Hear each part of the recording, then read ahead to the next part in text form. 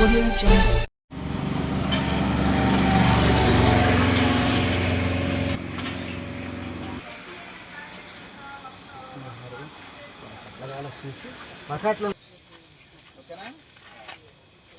రైతులకు ₹1 ఆర్థిక సాయం చేసి 1250 గజాలు ఇవ్వాలి. రాజధాని రైతు కూలీలకు 10,000 ఆర్థిక సాయం ప్రతి నెల చేయాలి. రాజధాని రైతులకు ₹1 ఆర్థిక సాయం చేసి 1250 గజాలు ఇవ్వాలి. రాజధాని రైతులకు ₹1 ఆర్థిక సాయం ఇచ్చి 1250 గజాలు ఇవ్వాలి. ఓకేనా? ఇంకా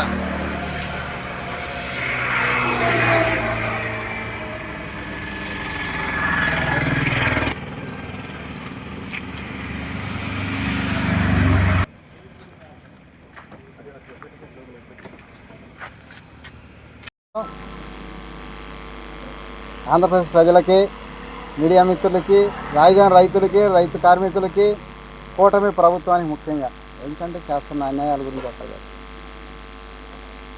ఈ ప్రాంతంలో రాజధాని వచ్చిందనే కానీ రాజకీయ పార్టీలు ఎవరికి కూడా విశేషత ఏ డెవలప్మెంట్ కాకూడదు అనుకుంటారో ఏమో అర్థం కావట్లేదు. కానీ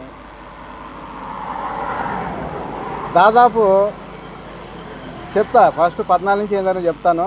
ఎందుకంటే ఫస్ట్ రాజధాని రైతులకి న్యాయం చేయాలని కోరుకుంటున్నాను. రాజధాని రైతు కార్మికులకు కూడా నెలకు 10,000 ఇవ్వాలి. ఈ సెకండ్ పూలింగ్ రైతులకి ఎకరానికి ₹1 1250 గజం ఇవ్వమని చెప్పి కోరుకుంటున్నాము. గవర్నమెంట్ మారంగానే మొన్న inner ring road, outer ring road survey నెంబర్లు లేరు. ఎందుకంటే ఇక్కడ ఈ ప్రాంతంలో 6-7 కోట్లు పొలాలు అమ్మినాయి కాదు, అంటే ఇక్కడ రైతులు బాగుపడకూడదు. తర్వాత ఏం చేశారు, ఆ సర్వే నెంబర్లు టాపేసి మళ్ళీ సెకండ్ పూలింగ్ అని వస్తూ ఉన్నారు. 45,000 ఎకరాలు కావాలంటారు. దీంట్లో గవర్నమెంట్ భూములు మళ్ళీ 30,000 ఉంటాయి. దాదాపు 70,000-75,000 ఎకరాలు. ఇలా తీసుకుంటా పోతే ఈ రైతుల ప్లాట్లు కొనేది ఎవరు? వాళ్ళు విదేశీ కంపెనీలకి 10 కోట్లు, 20 కోట్లు, 30 కోట్లకు అమ్ముకుంటారు. ఈ ప్రజల ప్లాట్లు, రైతుల ప్లాట్లు ఎవరు కొనాలి? ఈ ప్రాంత ప్రజలు ఏం కావాలి? అందుకని ప్రధాన డిమాండ్ అది. ఈ సెకండ్ పూలింగ్ మొత్తం కూడా ఎకరానికి ₹1 ఇచ్చి 1250 గజం ఇవ్వాలి. ఎన్నోడు తీసుకుంటే అన్ని ఓడల్లో ఎంతమంది ఉంటే అంతమంది కార్మికులకు, రైతు కూలీలకి నెలకు ₹10,000 ఆర్థిక సాయం ఇవ్వాలని కోరుకుంటామని. ఎందుకనంటే ఈ ప్రాంతం డెవలప్ కావటం ఇష్టం లేదు వీళ్ళకని నాయకులకి, పార్టీలకి చూశారు. గతంలో ఫస్ట్ 2014లో ఎక్కడ ప్రమాణ స్వీకారం చేస్తే అక్కడ రాజధాని అన్నారు. యూనివర్సిటీ, నాగార్జున యూనివర్సిటీ దగ్గర చెప్పారు కదా. ఏం చేశారు, మళ్ళీ ఆడ రాజధాని అని ఆడ రేట్లు వచ్చి అందరు కొనుక్కొని ఆగి కాగానే మళ్ళీ ఆపేసి, కాదు ఎన్టీఆర్ పుట్టిన జిల్లా కృష్ణా జిల్లా నూజివీడు రాజధాని, అసెంబ్లీ సాక్షిగా అని చెప్పి సీఎం గారు ప్రమాణం చేశారు. ఆ రోజు 2014 ఫస్ట్ అసెంబ్లీ సమావేశాలు. ఆ తర్వాత ఈ ప్రాంతం అంతా తగ్గిపోయింది. 5 లక్షలకి 10 లక్షలకు కొన్నారు. మళ్ళీ తుళ్ళూరు రాజధాని ప్రకటించుకోక ముందు 5 లక్షలు 10 లక్షలు కొని తుళ్ళూరు రాజధాని ప్రకటించుకొని ఈ పొలాలన్నీ 25 సెంటుకి ఎకరం కవులు ఇస్తామని చెప్పి అవన్నీ మార్చుకొని 20 సెంటు మెజారిటీ రైతులు ఇచ్చారు అని చెప్పి ఒక ఫోకస్ చేసి ఎకరం మళ్ళీ అప్పుడు 2-3 కోట్లు అమ్ముకున్నారు. 5 లక్షలు 10 లక్షలు కొనుక్కున్నారు. అన్నీ 2-3 కోట్లకు అమ్ముకున్నారు. అంటే ప్రజలు, రైతులు, రైతు కూలీలు, ప్రజలు మాత్రం బాగుపడకూడదు. ఈ ప్రాంతం బాగుపడకూడదు. నాయకులు, పార్టీలు మాత్రమే బాగుపడాలి. ఈ విధంగా చేశారు. అట్లా 14, 15 ఇటని అట్టని ఈ ప్లాట్లు పడేయటం అని చేసుకుంటా వెళ్ళిపోయారు. ఆ తర్వాత 2016లో నోట్లు రద్దు చేశారు. అసలే కొత్త రాజధాని, కొత్త రియల్ ఎస్టేట్ అయితే మళ్ళీ నోట్లు రద్దు. 2 లక్షల కంటే మార్చుకోవటం లేదన్నారు. ఆ తర్వాత 2017లో మళ్ళీ ఇది ఎలా తిప్పుకోవాలో అర్థం కాక జిఎస్టీ బిల్లు పెట్టారు. ఈ జిఎస్టీ బిల్లు పెట్టంగానే మళ్ళీ ఈ లెక్క చూడటానికి 7 రాజధాని తగ్గిపోయినాయి. మళ్ళీ రేటు 2018 వచ్చింది. మళ్ళీ మా నాన్న పవనాన్న గారు చిన్నబాబు పెద్దబాబు సూట్ కేసు బాబులు అని చెప్పి అన్నారు. ఈ కేంద్రం 45 లడ్లు ఇచ్చాడు బీజేపీ అన్నాడు ప్యాకేజీ అనగానే. ఇది వదిలేశారు. మళ్ళీ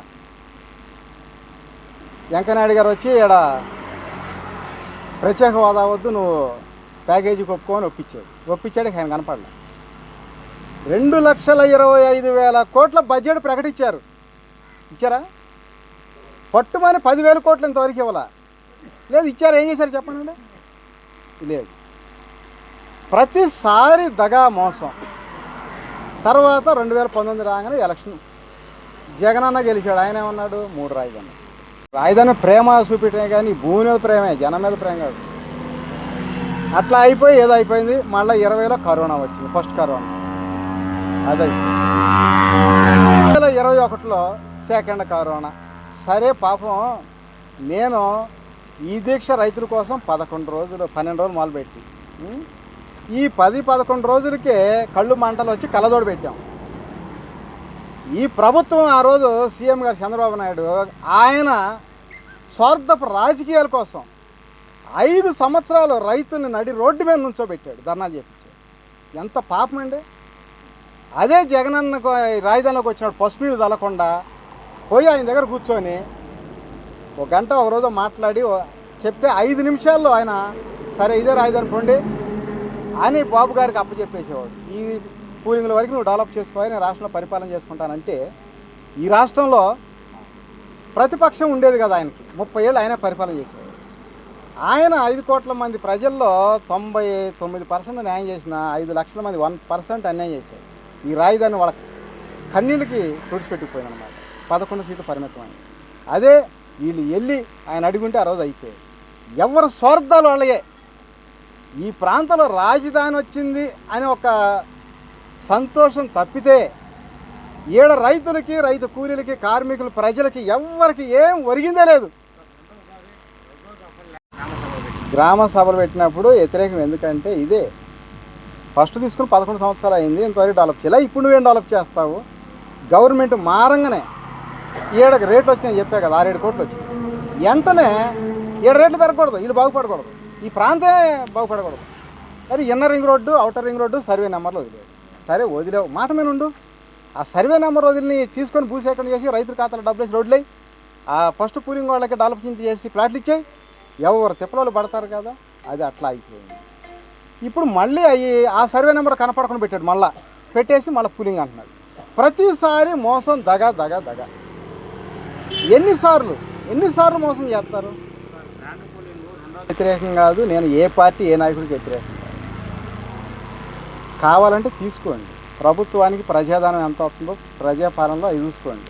ఈడ రైతు కావాలన్నప్పుడు నువ్వు 10-20 కోట్లకు అమ్ముకునేటప్పుడు 1 కోటి రూపాయలు రైతుకి ఇచ్చి తీసుకోవడానికి ఏమైంది? ఇది ఇండివిడ్యువల్, రైతులు భూమి తీసుకుని వ్యాపారం చేస్తున్నారు. ఇది ఇండివిడ్యువల్కి ఇవ్వాల్సిందే ఖచ్చితంగా అది.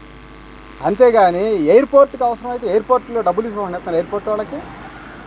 ఇప్పుడు గతంలో 33,000 ఎకరాలు తీసుకున్నారు, 25,000 ఎకరాలు గవర్నమెంట్ ఉన్నాయి, 58,000 ఎకరాలు ఉన్నాయి. ఈ 58,000 ఎకరాలలో రైతులకు 9,000 ఎకరాలు ఇస్తారు, రోడ్లకు 9,000 ఎకరం, గవర్నమెంట్ ఆఫీసులకు 2,000 ఎకరం, ఒక 20,000 ఎకరాలు పోతే ఇంకా 38,000 ఎకరాలు ఎవరికి ఇచ్చారు, ఏం చేశారు, ఎంతకు అమ్ముకున్నారు, ఆ డబ్బులు ఏం చేశారు? బ్యాంకు లోన్ లేనిది, ప్రైవేట్ లోన్ లేనిది ఎవరైనా అడుగుతున్నారా? మీరు నన్ను అడిగినంత ఈజీగా సీఎం గారిని అడగగలరా? అడగాలి. ఎందుకంటే ఇది హక్కు, మన హక్కేడా. ఈ ప్రాంతంలో డెవలప్మెంట్ కావటం లేదు, ఈ ప్రాంత ప్రజలు అన్యాయం అయిపోయారు కాబట్టి అడిగితేనే పరిష్కారం అవుతుంది. వాళ్ళు ఏంటంటే ఇక్కడ ఈ విశేష వీళ్ళ మీద మనం ఎందుకు ఇక్కడ రాజధాని పెట్టాలి, ఇక్కడ ఎందుకు డెవలప్ చేయాలి, ఏదో సెంటర్ పాయింట్ జిల్లా అని చెప్పి ఆయన రాజధాని అన్నాడు, ఈయన వచ్చి కాదు 3 ప్రాంతాల డెవలప్మెంట్ 3 రాజధాని అన్నాడు. అంతే తప్పితే ఇక్కడ ఏం డెవలప్ ఉంది చెప్పండి? కడపలో 44,000 కోట్లు స్టీల్ ప్లాంట్ పెట్టారు. ఈడేం పెట్టారు? ప్రజాధనం 10,000 కోట్లు పెట్టారు, పొలం మాత్రం 33,000 ఎకరాలు తీసుకున్నారు. ఈడడం తీసుకోవటం, అక్కడ పెట్టడం. వాస్తవంగా ఆలోచించండి, నేను అన్నానని కాకుండా మీరు జనరల్గా ఆలోచించండి. సెల్ ఫోన్ కంపెనీలో చిత్తూరు జిల్లా అంటారు, సోలార్ ప్లాంట్లో కర్నూలు అంటారు, కడపలో స్టీల్ ప్లాంట్లు అంటారు, కర్నూలు ఎన్ని తీసుకెళ్ళిపోయి ఇక్కడ ఏదో పొలాలు తీసుకొని